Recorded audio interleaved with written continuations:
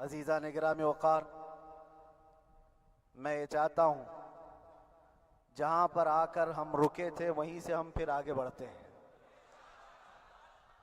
ہم رکے تھے کہاں آ کر؟ کچھ دیر کی خاموشی ہے، اس کے بعد ہم آگے بڑھتے ہیں، اس لیے کہ مجھے کوئی شعر اب یاد کرانے کی ضرورت نہیں اور نہ ہی کسی کے سامنے کچھ بولنے کی ضرورت ہے۔ حالات تو ایسے تھے کہ جو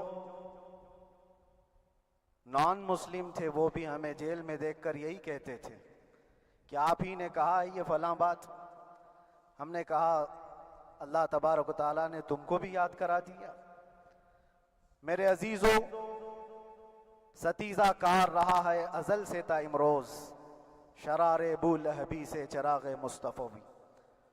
یہ آج کل کے معاملات نہیں، ابتدا سے حق اور باطل کے معرکے ہوتے رہے، لیکن ایک بات میں آپ سب کو بتانا چاہتا ہوں، مظفر کو مقید نہ سمجھ اے سیاد۔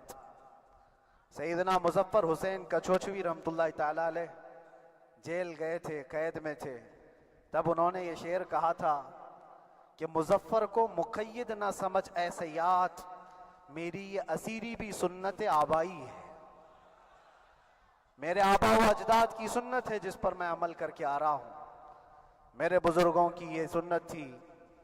بہرحال جن کو جس راستے سے مجھے گزارنا تھا، لوگوں کے دلوں میں یہ ٹھنڈک تھی شاید کہ زبان بند کر کے چند دنوں کے لیے قید کر دیا جائے، مگر میرا عقیدہ یہ تھا کہ اللہ تبارک و تعالی جب تک چاہے کہ کوئی اس کے لیے پابندی نہیں لگا سکتا۔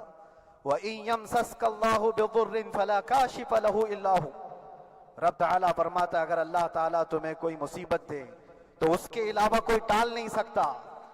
وَإِن يَمْسَسْكَ اللَّهُ بِخَيْرٍ فَلَا رَادَّ لِفَضْلِهِ، اور اللہ کسی کو بھلائی دے دے تو پھر اس کو روک بھی کوئی نہیں سکتا۔ مولا تبارک و تعالیٰ اگر کسی کو کوئی مقام عطا کر دے تو ہزاروں کیڑوں کے پھڑ پھڑانے سے وہ مقام ختم بھی نہیں ہو سکتا۔ اللہ تبارک و تعالیٰ جس کو بڑھانا چاہے اس کے لیے کوئی راستہ رکاوٹ نہیں بن سکتا۔